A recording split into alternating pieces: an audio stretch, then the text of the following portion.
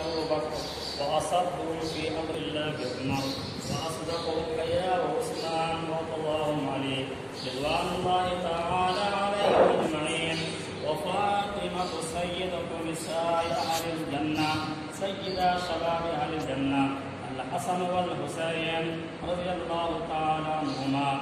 وعلى الستة الباقية من العشرة المبشرة الذين أسماهم سعد وسعيد وأبو عبيدة وطلحة والزبير وعبد الرحمن رضوان الله تعالى عليهم أجمعين.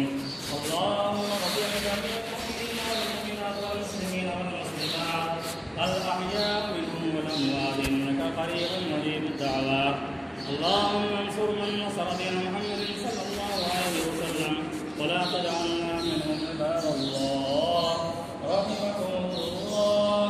إن الله يأمر بالعدل والإحسان وإيتاء ذي القربى وينهى عن الفحشاء والمنكر والبغي يعظكم لعلكم تذكرون. اذكروا الله تعالى يذكركم وادعوه يستجب لكم، ولذكر الله تعالى أعلى وأولى وأعز وأجل وأتم وأهم وأعظم وأكبر، والله يعلم ما تصنعون.